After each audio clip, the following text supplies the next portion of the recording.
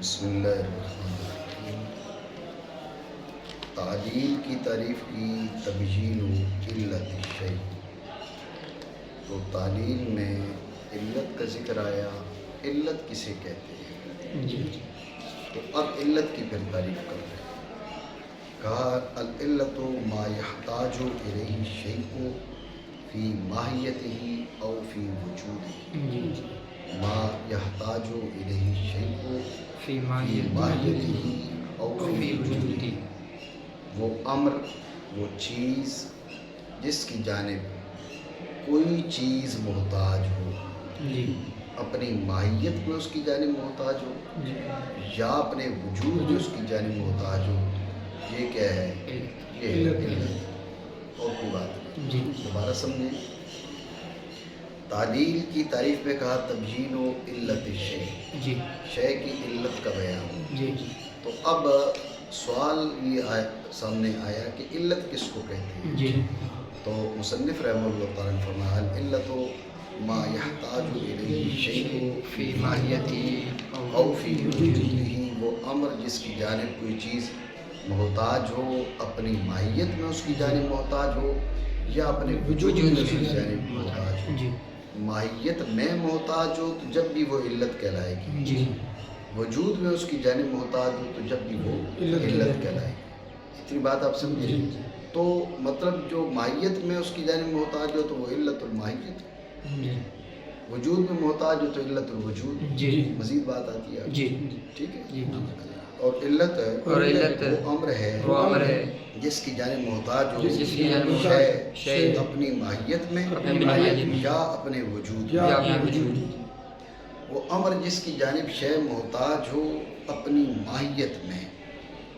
اب کہنا والعلت، آگے دیکھیں کہا کہ وَجَمِيعُهُ يُسَمَّى عِلَّةً تَامَّةً، جی جی یہ جو امور مذکورہ ہیں ان کا مجموعہ علت تامہ ہے۔ جی جی اس کا مطلب ہے کہ یہ جو علت ہے جس کی تعریف پہلے کی ہے، یہ علت تامہ کی نہیں ہے، مطلق علت کی ہے۔ جی جی جب کہا مطلق علت کی ہے تو اس لیے اشارے نے کیا کہا؟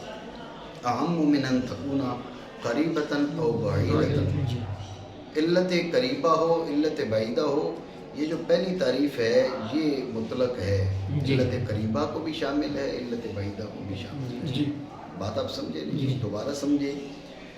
ماتن نے کہا والعلت ما یحتاج الیہ الشیء الی آخرہ، آگے چل کے کہا وجمیعہ یسمى علۃ تامۃ، جی جی اس کا مجموعہ علت تامہ کہلاتا ہے۔ جی جی مطلب پھر پہلے جو علت کی تعریف ہوئی تو وہاں پر معرف علت تامہ نہیں ہے، جی مطلق علت ہے۔ جی مطلق علت جی جی پہلے جو معرف ہے وہ مطلق علت ہے۔ یہ کہاں سے معلوم پڑ رہا ہے؟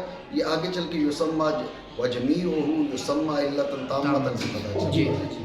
وہ جملہ بتا رہا ہے کہ یہ جو ابتدا میں علت کا ذکر ہے یہ علت تامہ نہیں ہے، مطلق علت ہے۔ جی جی جب یہ بات آپ کے ذہن میں آ گئی کہ مطلق علت، تو پھر مطلق علت کبھی قریبہ ہوتی ہے کبھی بعیدہ ہوتی ہے۔ جی جی قریبہ جو بلا واسطہ ہو، بعیدہ جو بلا واسطہ ہو، ذہن میں رکھیں۔ جی قریبہ جو بلا واسطہ ہو اور بعیدہ جو بلا واسطہ، جی ٹھیک ہے نا؟ تو اب چونکہ مطلق علت کہا تو لہذا قریبہ اور بعیدہ دونوں کو شامل ہے۔ جی اسی بات کی تصریح کرتے ہوئے شاعر نے کہا سواء کانت عام من ان تکون قریبۃ و بعیدۃ، جی ٹھیک ہے؟ جی عام عظیم قریبہ ہو اور بعیدہ ہو، وہ امر ہے جس کی جانب شے محتاج ہو اپنی ماہیت میں۔ اپنی ماہیت توجہ رکھیں، وہ امر جس کی جانب شے محتاج ہو اپنی ماہیت میں یا وجود میں، جی جی یعنی ماہیت میں محتاج ہے، وجود میں محتاج ہے۔ جی ماہیت میں محتاج ہے، وجود میں محتاج ہے، جی جی دونوں کیا کہلاتے ہیں؟ وہ علت کہلاتے ہیں اس جی وقت۔ جی دونوں میں ما بے افتراق کیا ہے؟ محتاج ہے تو سمجھ میں آتی ہے۔ جی یہ کیسے پتہ چلے گا کہ یہ ماہیت میں، یہ ماہیت کا محتاج ہے اور یہ وجود کا محتاج ہے؟ جی جی توجہ ہے؟ جی یہ کیسے معلوم پڑے گا؟ جی تو اس ما بے افتراق بیان کرتے ہیں کہ وہ امر جو محتاج الیہ ہو اور اس کے بغیر اس شے کا تصور ہی نہ ہو سکے، جی جی ٹھیک ہے؟ وہ امر جو شے کا محتاج الیہ ہو، وہ امر جو شے کا محتاج الیہ ہو اور اس کے بغیر اس کا تصور ہی نہ ہو سکے، جی یہ کیا ہے؟ یہ علت الماہیت۔ جی جی اس کے بغیر اس کا تصور تو ہو سکتا ہے، یہ پائی نہیں جاتی۔ جی جی تصور ہو سکتا ہے لیکن پائی نہیں جاتی، پائی نہیں جا سکتی، جی یہ علت الوجود ہے۔ جی میں اس کی سادہ لفظوں میں وضاحت کرتا ہوں، مزید بات آگے چل کے کرتے ہیں، آپ جی۔ غور کریں۔ اب بھئی رکوع، سجود، قیام، قعود، اس کے بغیر نماز کا تصور ہے نہیں نا؟ تو پھر یہ چیزیں نماز کے لیے علت ہیں، علت الماہیت ہیں۔ جی جی سمجھے بات؟ جی۔ لیکن غور کریں کہ قیام، قعود، رکوع، سجود کا تصور ہو، ان چیزوں کا تصور ہو اور نمازی کا تصور نہ ہو، جی تو نمازی کے تصور کے بغیر ان چیزوں نماز کا تصور ہو سکتا ہے، لیکن نمازی کے بغیر نماز پائی نہیں جا سکتی۔ جی تو پھر نمازی بھی علت ہے، جی جی کس کے لیے؟ نماز کے لیے۔ نماز کے لیے۔ نمازی علت ہے نماز کے لیے، وجود کی علت جی ہے۔ جی رکوع، سجود، قیام، قعود، یہ بھی علت ہے، یہ علت الماہیت ہے۔ جی بات سمجھے؟ جی جی۔ خلاصہ دوبارہ سمجھے۔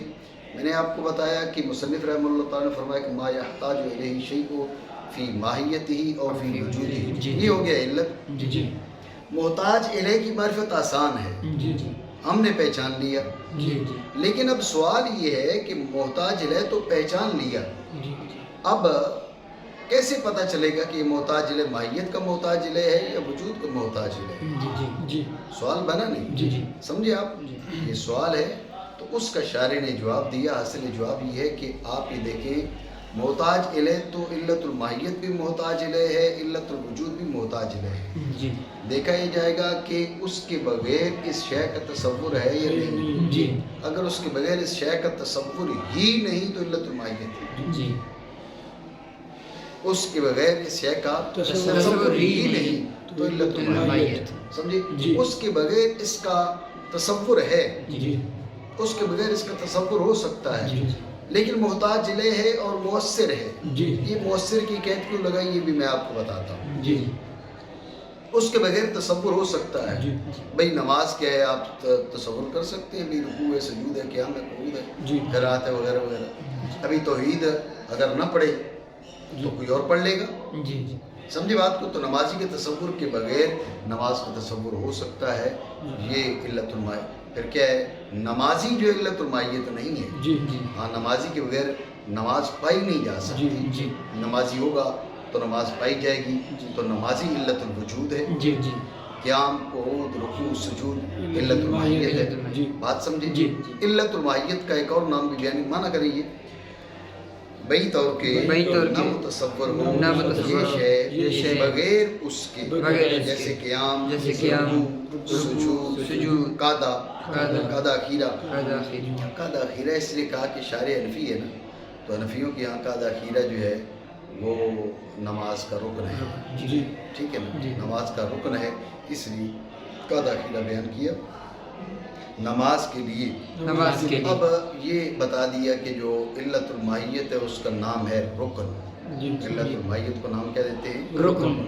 جی اور نام رکھا جاتا ہے رکن یا وجود میں، ما یحتاج الیہ شیء فی وجودہ، وہ امر جس کی جانب شے محتاج ہو وجود میں، یہ علت الوجود۔ جی بات سمجھے؟ جی یہاں پر ایک سوال اور اس کا جواب شارح نے دیا۔ سوال یہ ہے کہ تعریف آپ کی دخول غیر سے مانے نہیں ہے۔ جی تفصیل اس اجمال کی یہ ہے کہ یہ تعریف شرط پر صادق ہے۔ جی یہ تعریف شرط پر صادق ہے، کیونکہ جو شرط ہے نا وہ بھی وجود کا موقوف علیہ ہے۔ جی جی شرط وجود کا موقوف علیہ ہے۔ نماز کا تصور وضو کے بغیر ہے، نماز کا وجود وضو کے بغیر نہیں ہے۔ جی جی تو اب وضو نماز کے وجود کا موقوف علیہ ہوا نہ ہوا؟ جی جی ہوا، جی۔ لیکن وضو تو علت نہیں ہے، وضو علت نہیں ہے نماز کے لیے، وہ تو شرط ہے، اس میں اتفاق ہے۔ جی بات سمجھے؟ جی جی یہ اعتراض ہے۔ تو اس کا شارح نے جواب دیتے ہوئے کہا کہ بِأَنْ كَانَ مُؤَثِّرًا فِيهِ أَوْ فِي مُؤَثِّرِهِ وَلَا يُوجَدُ بِدُونِهِ، ولا یوجد بدون ہی تو وہی ہے نا یحتاج الیہ شیء فی وجودہ بان کان مؤثرا فیہ او فی مؤثرہ جی جی بان کان مؤثرا فیہ. جی بات یہ کہ شرط میں اور علت الوجود میں ما بالافتراق تاثیر. جی جی شرط میں اور علت الوجود میں ما بالافتراق ہے تاثیر. جی اگر تاثیر ہے تو علت الوجود، جی تاثیر نہیں تو اب شرط. شرط. جی بات سمجھے؟ جی جی تو اس کو یوں بھی بیان کیا جاتا ہے، بعض علماء نے یوں بیان کیا کہ شے کا جو موقوف علیہ ہے اس میں مؤثر ہے یا مؤثر نہیں ہے. جی جی اگر مؤثر نہیں ہے تو یہ شرط ہے. جی جی اگر مؤثر ہے تو پھر یہ دیکھا جائے گا کہ اس میں داخل ہے یا خارج ہے. اگر داخل ہے تو اس سے شے بالقوت بالفعل، اگر بالقوت تو علت مادیہ، بالفعل تو علت سوریہ، اور اگر اس سے خارج تو اس ما منو شے ہے، اس کی حیثیت ما منو شے والی ہے یا مال اجل ہی شے والی ہے. جی جی ما منو شے والی ہو تو علت فاعلیہ، مال اجل ہی شے والی ہو تو علت فاعلیہ. جی بات سمجھے؟ تو یوں شرط کیا ہے علل اربع سے جدا. جی جی اب بات سمجھے نہیں سمجھے؟ خلاصہ دوبارہ سمجھے. اعتراض تھا کہ آپ نے کہا ما یحتاج الیہ شیء فی وجودہ، فی ماہیت ہی پر اعتراض نہیں ہے، جی کیونکہ شرط وہ ماہیت کا موقوف علیہ نہیں ہے، شرط وجود کا موقوف علیہ ہے، جی جی وجود کا محتاج علیہ ہے. تو وجود کی صورت میں اعتراض ہے. جی اس کا شارح نے جواب دیا. اصل جواب یہ کہ شرط میں اور علت الوجود میں فرق ہے تاثیر. دیکھا جائے گا کہ وہ محتاج علیہ فی وجود، وہ مؤثر ہے اس میں یا مؤثر نہیں. مؤثر نہیں ہے تو شرط، مؤثر ہے تو علت الوجود ہے. جی اس سے میں نے آپ کو کہا کہ بعض حضرات نے یوں بیان کیا کہ دیکھا جائے گا کہ شے کا موقوف علیہ اس میں مؤثر ہے، مؤثر نہیں ہے. مؤثر نہیں ہے تو شرط، مؤثر ہے تو پھر وہ علل اربع. اس کو یوں بھی بیان کیا گیا ہے کہ دیکھا جائے گا شے کا موقوف علیہ اس میں داخل ہے یا خارج ہے. غور کرو. جی جی ٹھیک ہے، شرط کو پہلے جدا نہیں کیا جاتا. شے کا موقوف علیہ اس میں داخل ہے یا خارج ہے. شے کا محتاج علیہ اس میں داخل ہو تو اس سے شے بالقوت بالفعل، بالقوت تو علت مادیہ، بالفعل تو علت سوریہ.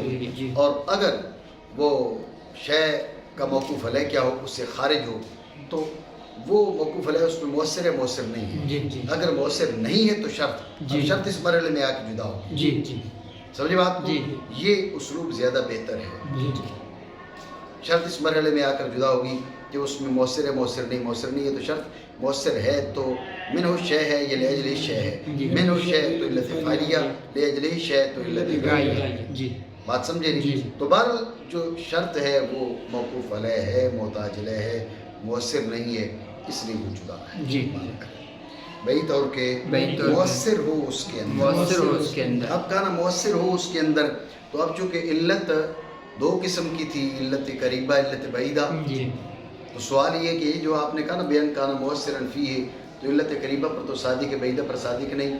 تو اب تعریف جامع نہیں رہی. جی جی آپ نے مانے نہیں تھی تو اس سے مانے کرنے کے لیے وہ قید لگا دی کہ جس سے جامعیت اس کی جاتی رہی. جی اس کا جواب دیتے ہوئے انہوں نے کہا او فی مؤثر ہی، جی خود شے میں مؤثر ہو یا شے کے مؤثر میں مؤثر ہو. جی جی ٹھیک ہے، شے میں مؤثر ہو علت قریبہ، شے کے مؤثر میں مؤثر ہو علت بعیدہ. بات سمجھے؟ دوبارہ سمجھے. کان بیان کان مؤثرا فیہ، اس میں مؤثر ہو. تو اب شرط تو نکل گئی کیونکہ اس کی تاثیر نہیں ہے. سوال ہے کہ آپ نے تعریف کو دخول غیر سے مانے کرنے کے لیے وہ قید لگا دی ہے جس سے تعریف جامع نہیں رہی. کیونکہ دیکھیں نا معرف کس کو بنایا؟ معرف بنایا تھا علت قریبہ ہو یا بعیدہ ہو، مطلق علت. تو جب معرف مطلق علت ہے قریبہ اور بعیدہ، یہ تعریف تو فقط علت قریبہ پر صادق ہے، بعیدہ پر صادق نہیں ہے. تو اب تعریف جامع نہیں رہی. تو اس کا جواب دیتے ہوئے کہا او فی مؤثر ہی، کہ اس میں مؤثر ہو یا اس کے مؤثر میں مؤثر ہو. اس میں مؤثر ہو تو علت قریبہ، اس کے مؤثر میں مؤثر ہو تو علت بعیدہ. بات سمجھے؟ اب تعریف جامع ہو. بئی طور کے مؤثر ہو اس کے اندر یا اس کے مؤثر میں. تو فقط یہ بھی ذہن میں رکھ لو، فقط تاثیر کافی نہیں ہے بلکہ کیا ہو وہ اس کے بغیر اس کا وجود بھی نہ ہو. یہ یحتاج الیہ فی وجودی اس لیے کہا. اور نہ موجود ہو نہ پائی جائے اس کے بغیر. جیسے نمازی نماز کے لیے نمازی کے بغیر نماز تو نہیں پائی جا سکتی. تو یہ علت الوجود ہے. بات آ گئی. یہ تعریف ہوگی علت الماہیت کی اور علت الوجود کی. لیکن یہ کیا ہے؟ یہ مطلق علت ہے. علت کی دو قسمیں ہیں، علت تامہ اور علت ناقصہ. مطلق علت کیا ہے؟ وہ ناقصہ کو شامل ہے. مطلق علت ناقصہ کو شامل ہے. اب کہہ رہے ہیں کہ بھئی علت تامہ کیا ہے؟ کہا یہ جو ہم نے ذکر کیا نا اس سب کا مجموع علت تامہ ہے. وَجَمِيعُهُ يُسَمَّى علة تامہ. اور کوئی بات نہیں. اور جمیع اس کا آپ نے کہا نا وَجَمِيعُهُ اس کا جمیع توجہ ہے. ذہن میں رکھیں جمیع کے دو اطلاق ہیں. جمیع کے ایک معنی ہے مجموع. ٹھیک ہے نا. ایک جمیع کا اطلاق ہے کہ ان میں سے ہر ایک پر کل واحد کے یہ سارے کے سارے علت تامہ کہلاتے. جمیع کے معنی یہ بھی ہے. سمجھے نہیں؟ وَجَمِيعُهُ يُسَمَّى علة تامة. یہ سارے علت تامہ کہلاتے ہیں. یعنی علت الماہیت بھی علت تامہ ہے، علت الوجود بھی علت تامہ ہے. یہ تو خلاف مراد ہے نا. ہاں جمیع کے دوسرے معنی مجموع اس کا مجموع علت تامہ ہے. تو یہاں پر جمیع دوسرے معنی میں مستعمل ہے. جمیع معنی مجموع، یہ معنی کل واحد نہیں. بات سمجھے؟ دوبارہ سمجھے توجہ سے.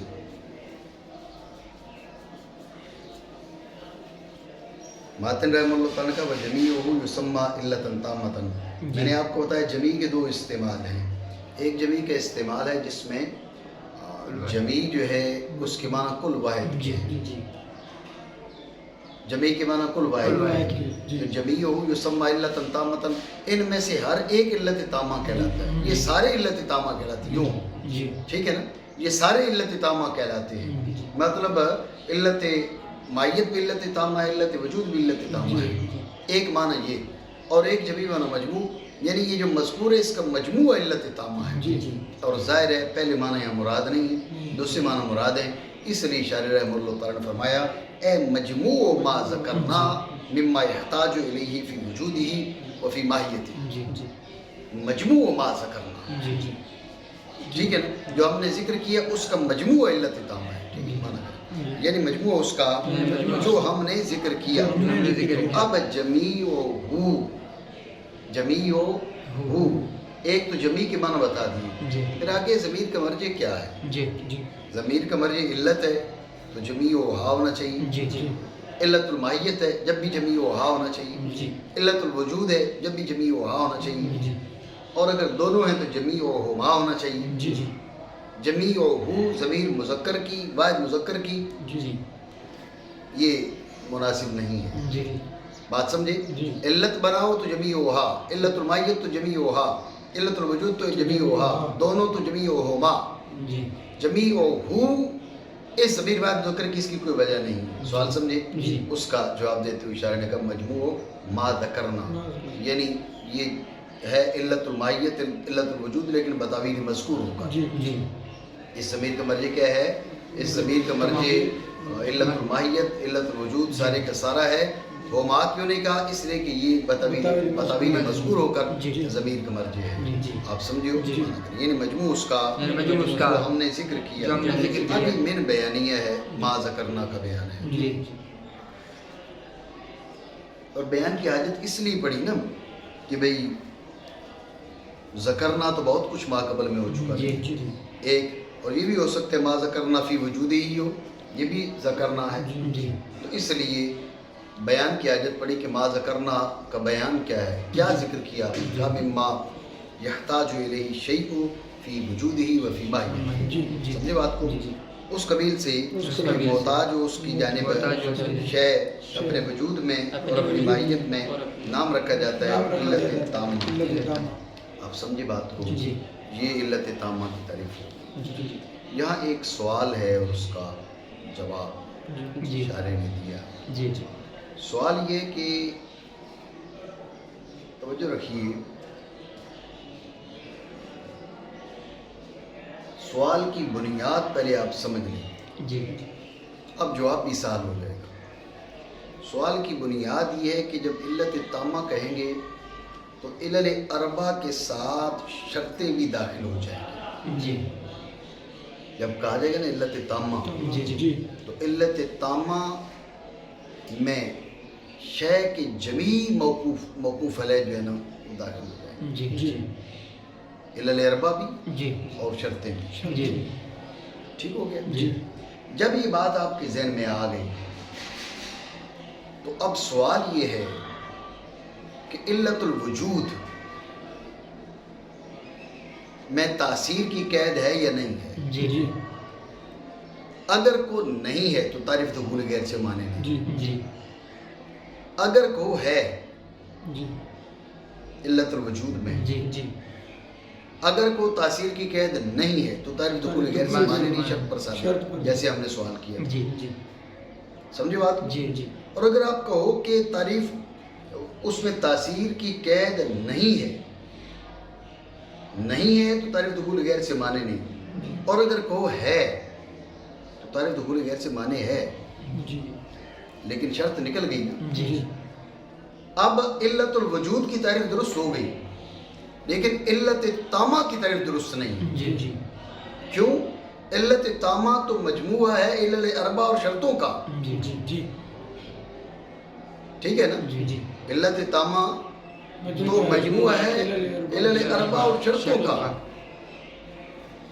تو اب علل اربع تو آ گئی، جی جی شرطیں کہاں؟ جی جی تعریف علت تامہ کی جامع نہیں. جی جی نہیں سمجھو؟ جی جی. یہ اعتراض ہے. جی ٹھیک ہو گیا؟ دوبارہ سمجھیں. یہاں پر شارح رحمہ اللہ تعالیٰ اعتراض کر رہے ہیں. اعتراض کی بنیاد جو ہے وہ سمجھ لیں. اعتراض کی بنیاد یہ ہے کہ جو شرط ہے اس کو علت تامہ کا جز بنایا ہے انہوں نے. جی اعتراض کی بنیاد یہ ہے. جی اب سمجھے اعتراض یہ کہ یہ جو علت الوجود میں تاثیر کی ہم نے قید لگائی، یہ معتبر ہے، یہ معتبر نہیں. جی جی اگر آپ کے معتبر نہیں تو تعریف دخول غیر سے مانے نہیں، شرط پر بھی صادق ہے. جی جی جی ٹھیک ہے. اور اگر آپ کہیں کہ معتبر ہے جی تو ٹھیک ہے، تعریف دخول غیر سے مانے ہے، جی لیکن شرط نکل چکی ہے. جب شرط نکل چکی ہے تو اب آگے چل کے علت تامہ میں آپ نے کیا کہا؟ جمیع ہو، یعنی مجموع ما ذکرنا جی. علت تامہ. جی جی ما ذکرنا کا مجموع علت تامہ ہے، تو ما ذکرنا میں تو شرط تھی نہیں جی جی اور علت تامہ میں شرط ہوتی ہے. جی جی اعتراض سمجھے؟ جی یہ اعتراض ہے. شارح نے پھر جواب بھی دیا. جی حاصل جواب کیا ہے؟ حاصل جواب یہ ہے کہ ہم شرط کو نکال دیتے ہیں. جی. کس سے؟ علت سے، جی علت تامہ سے. جی اگر ہم شرط کو علت تامہ سے نکال دیں گے تو اب تعریف درست ہے علت تامہ کی. جی جی اگر شرط کو ہم علت تامہ کا جز بناتے ہیں تو پھر ذہن میں رکھیں یہ تعریف علت تامہ کی درست ہے. جی جی بات سمجھ؟ جی باقی یہاں پر باقی ایک کلام وہ یہ کہ اگر مراد ہو. اگر مراد ہو. اب یہ ایک شارح رحمہ اللہ تعالیٰ نے جو ہے نا وہ جس انداز میں یعنی مکمل اعتراض نہیں کیا. ان کان المراد بما يحتاج الیہ فی وجود ما یکون مؤثرا فیہ. جی جی اگر یہ مراد ہو تو اب کیا ہے؟ تعریف علت مطلقہ کی درست ہے اور شرط پر صادق نہیں ہے. جی یہاں تک تو ٹھیک ہے. اور اگر یہ مراد نہ ہو، جی جی اس شک کو بیان کرنا چاہیے تھا. جی. انہوں نے یہ شک ہی نہیں بیان کی. جی جی سمجھے بات؟ جی مراد ہے، تاثیر مراد ہے، اسی لیے بیان کر چکے جی ہیں. جی بات سمجھے؟ لیکن اعتراض کی دونوں شکیں بیان کرنی چاہیے. جی جی اگر مراد ہو، تاثیر ملحوظ ہو تو تعریف جامع ہے، تعریف دخول غیر سے مانے ہے، جی جی شرط پر صادق نہیں ہے. ٹھیک ہے. اگر مراد نہ ہو تو تعریف دخول غیر سے مانے نہیں رہے گی. جی سمجھے بات کو؟ جی. یعنی جو شک آپ مراد لیں، جو شک جس شک کی جانب آپ جائیں، اعتراض ہے. جی اگر آپ علت مطلق علت کی جو تعریف ہے جی اس کو دخول غیر سے مانے کرنا چاہتے ہیں تو آپ کو تاثیر کا لحاظ کرنا پڑے گا. جی جی تاثیر کا لحاظ کرنا پڑے گا تو شرط نکل جائے گی. شرط نکل جائے گی تو مطلق علت کی تعریف درست ہے، علت تامہ کی صحیح نہیں ہے. جی جی ٹھیک ہے. جی. اور اگر آپ لحاظ نہیں کرتے علت تامہ کی تعریف کو صحیح کرنے کے لیے، آپ تاثیر کی شرط نہیں لگاتے جی جی تو اب علت تامہ کی تعریف تو درست ہے، لیکن تاثیر کی شرط نہ لگانے کی وجہ سے علت الوجود کی طرف دخول غیر سے معنی نہیں رہے گی. جی جی بات سمجھیں؟ جی. اعتراض کی مکمل تقریر یہ ہے، جی. شاعر رحمہ اللہ تعالیٰ نے مکمل تقریر نہیں کی. جی ٹھیک ہے. اس لیے میری جو رائے ہے نا، ذاتی رائے یہ ہے کہ مناظرہ رشیدیہ پڑھنے کے بجائے اس کا متن شریفیہ پڑھنا چاہیے. جی جی مناظرہ رشیدیہ جو ہے نا، یہ امدادی کتاب کے طور پر رکھ دینا چاہیے.